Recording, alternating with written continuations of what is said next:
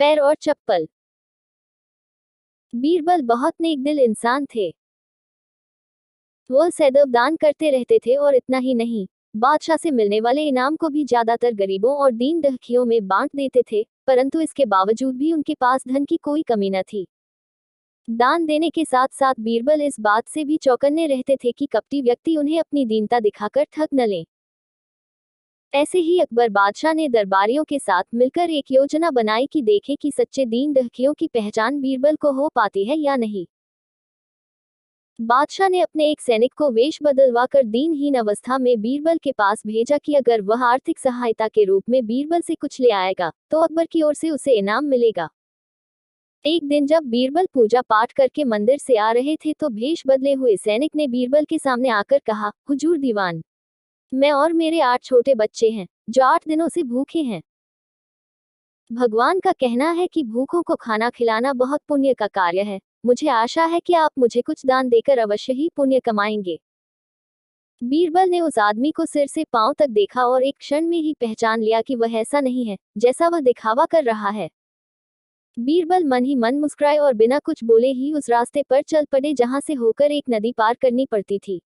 वह व्यक्ति भी बीरबल के पीछे पीछे चलता रहा। बीरबल ने नदी पार करने के लिए जूती उतारकर हाथ में ले ली। उस व्यक्ति ने भी अपने पैर की फटी पुरानी जूती हाथ में लेने का प्रयास किया। बीरबल नदी पार कर कंकरीले मार्ग आते ही 2-4 कदम चलने के बाद ही जूती पहन लेता।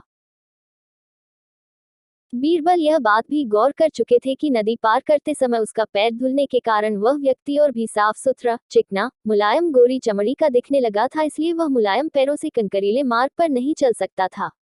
दीवान जी, दीन टहीन की पुकार आपने सुनी नहीं? पीछे आ रहे व्यक्ति ने कहा। बीरबल बोले, जो मुझे पापी बनाए मैं उसकी पुकार कैसे सुन सकता हूँ? उद्धरण चिन्ह। क्या कहा? क्या आप मेरी सहायता करके पापी बन जाएंगे?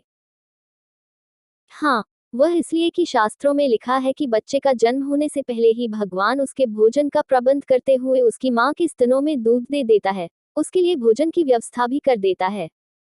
यह भी कहा जाता है कि भगवान इंसान को भूखा उठाता है पर भूखा सुलाता नहीं है। इन सब बातों के बाद भी तुम अपने आप को 8 दिन से भूखा कह रहे हो।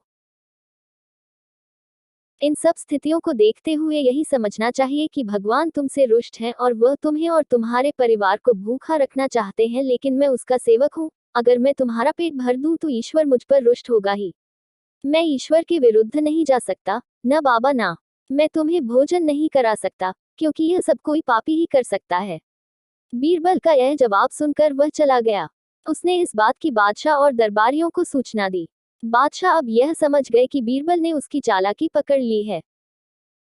अगले दिन बादशाह ने बीरबल से पूछा, बीरबल तुम्हारे धर्म कर्म की बड़ी चर्चा है पर तुमने कल एक भूखे को निराश ही लौटा दिया, क्यों? आलम अपना। मैंने किसी भूखे को नहीं बल्कि एक ढोंगी को लौटा दिया था और मैं यह बात भी जान गया हूँ कि वह ढोंगी आपके कहने पर मुझे बेवकूफ बनाने आया था। अकबर ने कहा, बीरबल, तुमने कैसे जाना कि यह वाकई भूखा न होकर ढोंगी है? उसके पैरों और पैरों की चप्पल देखकर यह सच है कि उसने अच्छा भेष बनाया था, मगर उसके पैरों की चप्पल कीमती थी।